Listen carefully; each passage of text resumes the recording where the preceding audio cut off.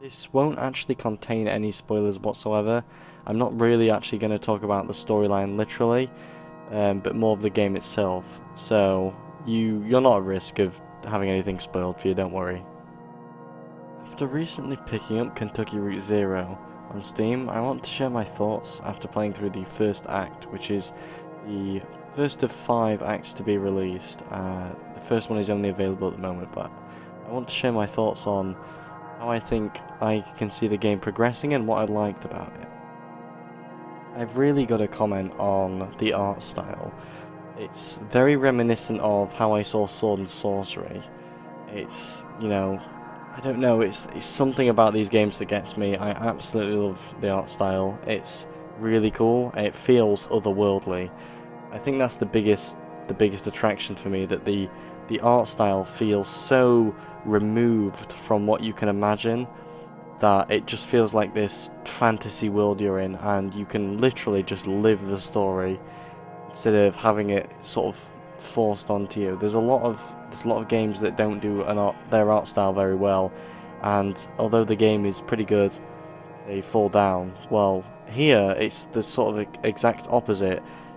I'm not going to say the gameplay isn't bad, there's just not a lot of it, if you know what I mean.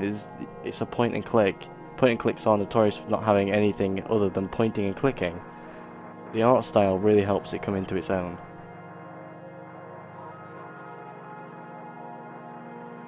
The way they've chosen to do the narrative is actually pretty nice. I think they've got a really good default text speed as well. I didn't actually have to jiggle anything around in the options or speed it up or slow it down or anything like that. You can read the story at your own pace because you click to proceed the dialogue. I hate it when games just skip dialogue on like a timer. That really irks me. Yeah, the text. It's a really nice font as well. It seems like a really pedantic thing to actually mention, but the font style is really important in point and click adventure games or games with a lot of text. If you have something that's barely legible, yeah, you're not gonna have a good time reading it, and you're not gonna have a good experience overall.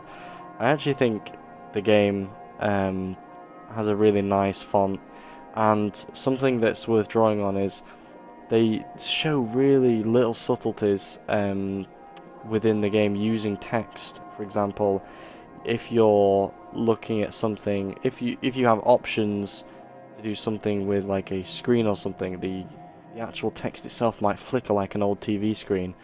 It's really cool. I actually really like it.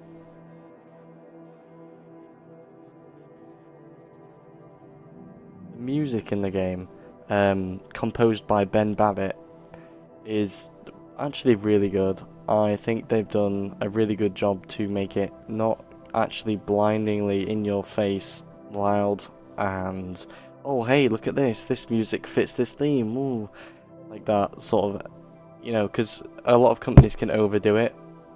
I actually think the music is so subtle that you actually don't even realize it's playing half the time, and then you just stop and you think about it and you listen and you can hear this quiet ambient track. I like that. That actually gave me the chills the first time I heard that. So yeah.